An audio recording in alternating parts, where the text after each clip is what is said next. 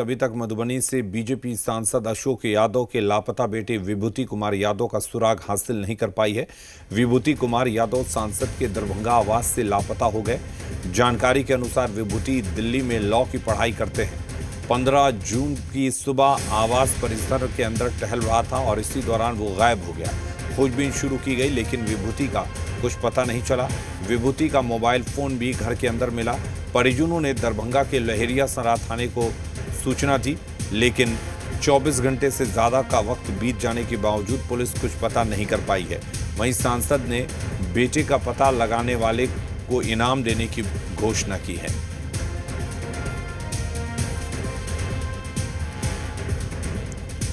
मधुबनी के लोकसभा सांसद श्री अशोक यादव जी के सुपुत्र के लापता होने की सूचना मिली है।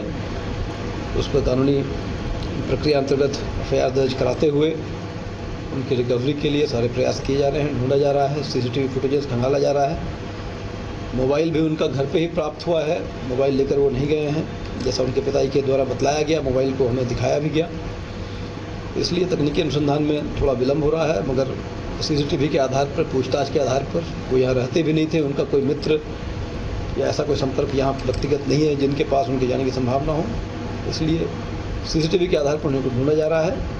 हमारी टीम हर तरफ लगी हुई है। लगभग हम 8 सवा 8 बजे सो के उठे तो विभूति घर में नहीं था। पूरा घर देखे, कैंपस देखे और बाहर भी आदमी को आसपास दिखवाने के लिए भेजे, लेकिन कहीं से वो मिला नहीं।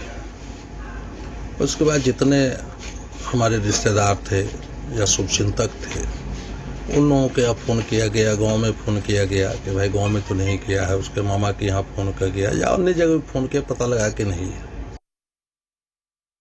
मधुबनी के सांसद अशोक यादव के लापता बेटे का अब तक सुराग नहीं मिल पाया है। आपको बता दें कि दरभंगा आवास से उनका बेटा विभूति लापता है और 24 घंटे बीत चुके हैं, बावजूद इसके अभी तक पुलिस सुराग नहीं लगा पाई है। हालांकि सांसद अशोक यादव की तरफ से भी लापता बेटे का सुराग देने वाले को इनाम देने की घोषणा की है। और बड़ी खबर इस वक्त दरभंगा से आपको बता दें, बीजेपी सांसद अशोक यादव का लापता बेटा बरामद कर लिया गया है। और दरभंगा से ये बड़ी खबर आपको बता रहे हैं, अशोक यादव का लापता बेटा बरामद कर लिया गया है। लगातार पुलिस तलाश रही थी। हालांकि कुछ देर पहले तक खबर थी कि उनका बेटा नहीं मिल पाया है, लेकिन फिलहाल खबर आ रही है कि उनके बेटे को बरामद कर लिया गया है। बड़ी खबर, करीब 24 घंटे पहले लापता थे। मुकेश हमारे साथ जुड़े हुए हैं। मुकेश, कैसे हुई है बरामदगी? जी, मैं आपको बता दूं कि इसमें पुलिस प्रशासन का बहुत बड़ा हाथ है। साथ ही साथ जो भारतीय जनता पार्टी के जो कार्यकर्ता अशोक यादव के साथ जो जिनका प्रस्तुत संबंध रहा था या युग है कि जो कार्यकर्ता, उन लोगों का बड़ा ही सहयोग रहा है। पुलिस प्रशासन ने भी अपनी तरफ से बड़ी मेहनत की और उन्होंने तमाम सीसीटीवी फुटेज को, जो लहरिया थाना अंतर्गत उनका निवास स्थान है बंगाली टोला में, वहां से लेकर के और तमाम रूट पे जो सीसीटीवी कैमरे लगे हुए हैं सभी को खंगाला चुकी।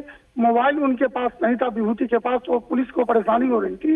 ऐसी स्थिति में उन्होंने सीसीटीवी खंगालते हुए एसडीपीओ अमित कुमार की बात करें तो उन्होंने सीधे तौर से अपने जो थाना अध्यक्ष थे उनको निर्देश दिया था और निर्देश देने के बाद लगातार जो लेयर थाना प्रभारी थे वो अपनी टीम के साथ इसकी खोजबीन कर रहे थे। तो फिर सीसीटीवी खंगालते खंगालते वो लोग लगभग शोभन के पास जो एक तो जहाँ एम्स बन रहा है वहां पहुंचे और वहां के बाद जब पता चला तो कई लोगों से जब जानकारी मिली तो ये जानकारी मिली कि एक लड़का खेत में यूं बगीचे में अकेले हाफ पैंट पहन के और टी शर्ट पहन के बैठा हुआ है। ऐसी स्थिति के बाद पुलिस वहां पहुंचती है, उसे बरामदगी करती है और जैसे ही सांसद अशोक यादव की इस बात की सूचना मिलती है वो वहां पहुंचते हैं और भावुक होकर अपने पुत्र को गले से लगा लेते हैं। ऐसी स्थिति के बाद दोनों आपस में गले मिलते हैं और गले मिलकर फिर उसे अपने निवास स्थान लेकिन सवाल ये है मुकेश कि आखिर विभूति वहां कैसे पहुंचे, क्यों वो लापता हो गए थे, क्यों मोबाइल छोड़ कर गए थे, ये भी जांच का विषय है। जांच का विषय लगे। इस बीच में जब अशोक यादव से हमने बात करने का प्रयास किया, जो सांसद है उनका कहना है कि मेरा पुत्र सुबह उठ करके चल दिया, अब किन कारणों से गया अभी वो कुछ भी बताने से इनकार कर रहा, लेकिन निश्चित रूप से वो लॉ का स्टूडेंट है, वो पढ़ाई लिखाई में बहुत ही स्ट्रांग है। ऐसी स्थिति के बाद निश्चित रूप से कहीं ना कहीं मन में कोई बात होगी, नाराजगी होगी, या यूं कहा जाए कुछ ऐसी बातें जो मन के अंदर होगा जो खुलकर नहीं बोल रहे हैं। लेकिन ऐसी स्थिति के बाद चूंकि देखिए दो बात हो सकती है, एक बात हो सकती है कोई ऐसी बात मन में हो जो अपने पिता से वो बोल नहीं पा रहे होंगे, घर में बात नहीं कर पा रहे होंगे, या ये भी बात हो सकती है कोई बात को नाराजगी हो वैसे लेकर के, चूंकि वो सीसीटीवी कैमरे फुटेज में साफ तौर से दिख रहा है कि वो दीवार फांद करके और फिर वो घर से सुबह 7 बजे जाते हैं और जाने के बाद पैदल ही वो निकलते निकलते सुबह करीब अपने निवास स्थान से 8 से 10 किलोमीटर दूर पैदल चले जाते हैं। ऐसी स्थिति में उनके मन में कहीं ना कहीं कोई बात और होगी, ये बात से इनकारने की आवश्यकता कुछ राज। मुकेश, पुलिस कुछ विभूति से जानकारी हासिल कर पाई है कि आखिर वो वहां कैसे पहुंचे? दूसरी बात ये कि आप कह रहे हैं कि एक बागीचे की तरफ से या कहीं से मिले हैं, वो पूरी रात कहाँ थे? ये तमाम ऐसे सवाल हैं जो वाकई, क्योंकि विभूति के साथ कोई भी घटना घटित हो सकती थी, अगर वो रात में कहाँ थे, कहाँ उन्होंने शरण ली, और पुलिस आखिर क्यों नहीं पहुंच पाई, इतने 24 घंटे का वक्त क्यों लग गया, जबकि वो एक सांसद के बेटे हैं? तो तमाम तरह के सवाल हैं।